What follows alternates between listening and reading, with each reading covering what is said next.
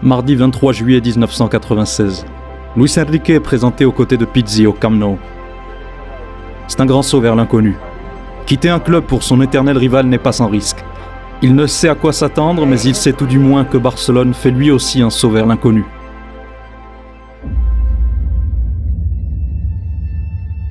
Avisa molt Cruyff que l'any que ve no serà entrenador del Barcelona, però prepara't perquè tindràs molts problemes. Le règne de Cruyff vient de s'achever. Après 8 ans qui ont fait de cet écusson la marque d'un grand football et celle d'un géant d'Europe, les inimitiés de Cruyff ont eu raison de son royaume. Si algú ha fet alguna cosa perquè el Cruyff triomfés, crec que ha sigut aquesta persona, la junta directiva. Mais l'empreinte laissée est éternelle. Avant d'être subitement limogé, Cruyff avait commencé à imaginer ce qui serait peut-être la nouvelle Dream Team. Dès le printemps 96, il s'activait en coulisses afin de convaincre certains joueurs d'adhérer à son nouveau projet. Parmi les noms qui circulent, celui d'un jeune joueur de Madrid en fin de contrat, qu'il convainc personnellement de signer, Luis Enrique. Mais l'Asturien n'aura jamais l'occasion d'évoluer sous ses ordres. Le grand Bobby Robson se chargera de l'accueillir. Les folies de Cruyff laissent place à un Barça moins festif et plus direct. I think when I went to Barcelona as coach, it was the most difficult time or the difficult task that any coach could ever have in the history of Barcelona to come and replace Johan Cruyff. The people respect him, not just about the titles. The people don't forget how tough was everybody in this year and how he reacted. In Barcelona, the people respect him.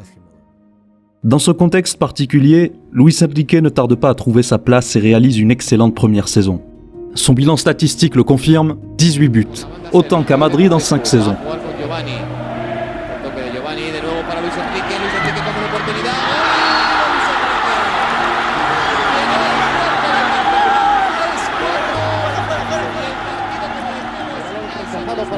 Figo encarar a Arnalde, el disparo, impresionante gol de Luis Enrique, impresionante el zapatazo que ha pegado Luis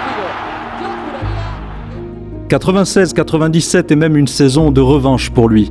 Il gagne enfin un trophée européen, la Coupe des vainqueurs de coupe, en finale face au Paris Saint-Germain. Cette équipe qui avait donné tant de mal à Madrid lorsqu'il y évoluait.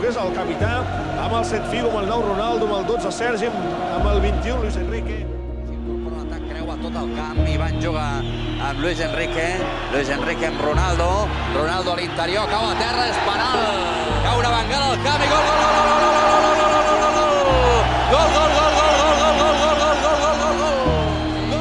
i final,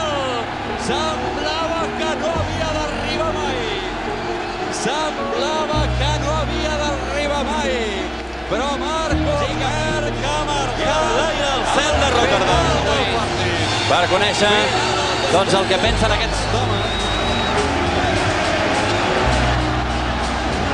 Remenant la bandera, Luis Enrique no deixa anar la recopa, ara li demana Ferrer. En revanche, la Liga échappe à Barcelone à 2 petits points de son rival. Il devra se contenter de la Supercopa et de la Copa del Rey au niveau national.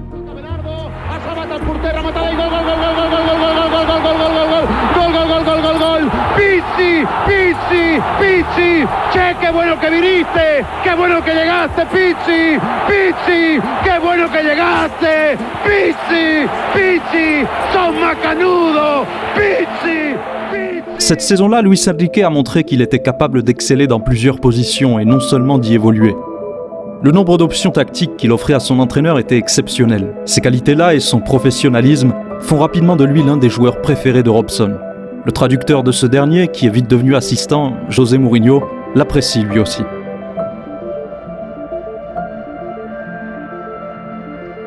And we also had Luis Enrique, who really was my favorite. I loved him. I loved everybody, but Luis Enrique for me was a sensational player. Es verdad, me llamaba Enriquis. Yo empecé de lateral derecho. En el primer partido marcas 2 goles. 2 goles, pero jugué de lateral. And Luis Enrique loved to play behind Ronaldo. Sí, yo jugaba en todos los puestos porque exigente es el guión. A mí jugar de lateral no me gustaba nada. Lo que pasa es que aquel equipo jugar de lateral me daba posibilidades de llegar a gol. Yo he empezado como delantero, en el Madrid me acabé adaptando a todas las posiciones y siempre a nivel defensivo, y cuando llegué al Barça yo llegué con un objetivo personal de decir, voy a recuperar mi olfato goleador. Cuando llego me empiezan a poner de lateral. Bueno, me adapto, digo, vale, yo me adapto a lateral, pero voy a subir como un avión y a intentar hacer goles. Empecé a hacer goles como lateral y Robson dice, coño, este tío marca goles de lateral, si lo pongo más arriba, tiene que marcar goles. Y entonces, cuando utilizaba la posición de detrás del punta, para mí era maravilloso. ¿Por qué? Ronaldo atraía toda la atención y los jugadores entramos de segunda línea. Si teníamos un poco de visión con tíos como De La Peña, Pep Guardiola o Figo, te hinchabas a meter goles. Robson utilise Luis Enrique comme latéral, ailier ou milieu offensif et il ne déçoit jamais. Lorsqu'on lui demande ce qui a changé pour lui sur le terrain par rapport à Madrid, il répond que ce n'est pas tant une question de position, mais surtout de style, et qu'à Barcelone, même lorsqu'il est latéral, il participe mieux aux attaques.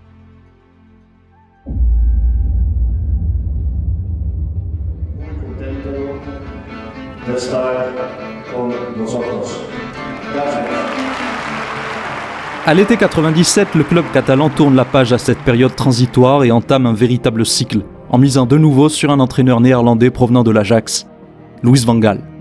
Barcelone retrouve le football néerlandais, retrouve le jeu de position, mais dans sa conception la plus stricte.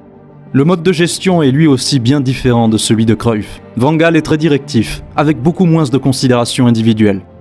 Mais la période Van Gaal correspond aux meilleures années de Luis Enrique. Entre 1997 et 1999, l'Asturien devient l'un des meilleurs joueurs espagnols.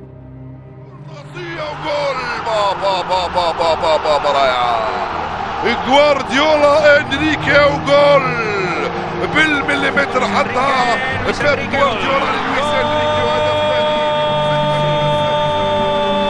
del Barça para que la fiesta sea completa. Luis Enrique acaba de marcar el cuarto. La ocasión para el Fútbol Club Barcelona. Luis Enrique ha marcado el Barça. Medio gol de Luis Enrique. لويس انريكي هز الشباك لبرشلونة في الدقيقة الخامسة من انطلاقة المباراة. يا سلام. Si sur le plan individuel il arrive au sommet de sa progression, le contexte collectif de Barcelone joue aussi beaucoup, en ce qu'il y a une différence dans la manière dont il est utilisé. Il trouve enfin peut-être son rôle idéal. Il est désormais bien plus axial et beaucoup plus proche de la surface adverse. Il est aussi bien entouré dans une équipe très bien structurée et proactive. Le Barcelone de Van Gaal est plutôt performant et divertissant, notamment jusque 1999. Dès son arrivée, Van Gaal tente de reprendre ce qui a fait son succès à l'Ajax, un système à 3 défenseurs et 4 milieux, avec une tendance à positionner Luis Enrique en milieu offensif derrière l'attaquant central. Très dévoué lorsque son équipe ne détient plus le ballon, il est surtout très utile dans les attaques, où ses déplacements et qualités de finisseur en font un atout de taille. Yo pienso con esta manera de juego, con esta presión, necesita mucha física.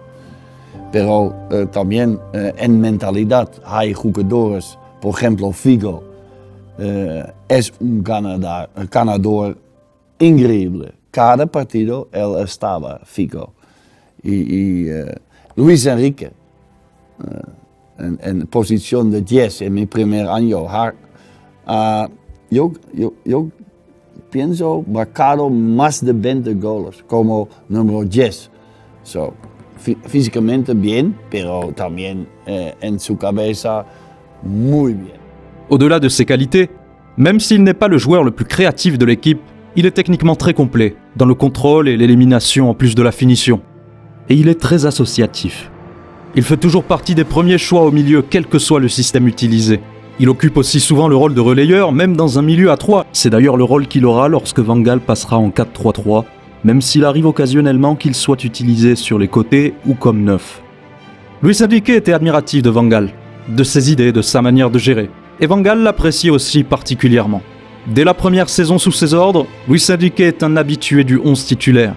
97-98 est une saison exceptionnelle sur le plan individuel, couronnée par l'obtention de sa première Liga et à nouveau d'une Copa del Rey. 25 buts toutes compétitions confondues. Il finit même sur le podium des meilleurs buteurs de Liga avec 18 buts derrière Rivaldo. Il marque contre son ancienne équipe à Bernabéu le 1er novembre 97.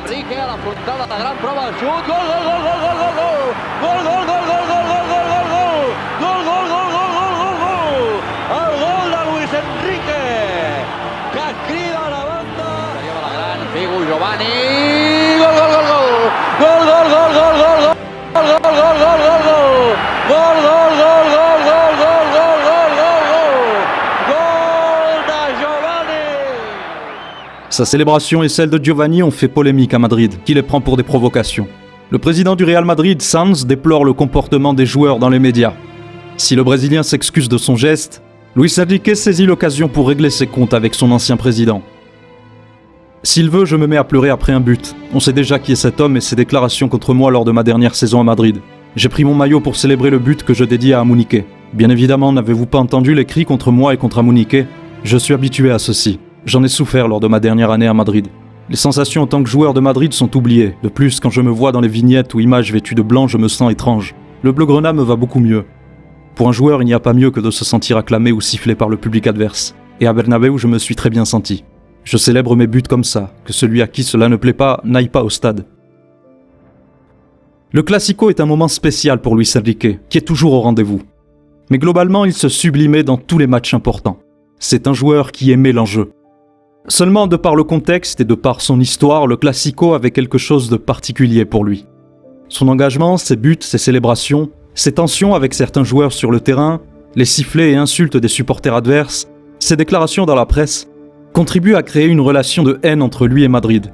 Une haine qui au final ne tient pas forcément sa source dans le transfert en lui-même, elle s'est plutôt construite à partir de sa dernière saison à Madrid et surtout pendant toutes ses années à Barcelone. Un contexte propice à en faire une icône de Barcelone. Ses qualités en tant que joueur, ses performances et l'amour qu'il montre à ce public en font quelqu'un de spécial pour les supporters blaugrana. Le lien entre le public et lui est très fort. C'est désormais sa maison, on le surnomme Lucho. Il y passera le reste de sa carrière. 8 saisons, un total de 300 matchs pour 109 buts. 2 Ligas, 2 Copas del Rey, une coupe des vainqueurs de coupe, une super coupe d'Espagne et une super coupe de l'UEFA. Mais à partir de 1999, les titres ne viendront plus. Barcelone entre peu à peu dans une crise qui impacte l'équipe première. Seules les individualités le maintiennent en vie. Pendant ses 5 dernières saisons à Barcelone, Luis Enrique ne gagnera aucun titre.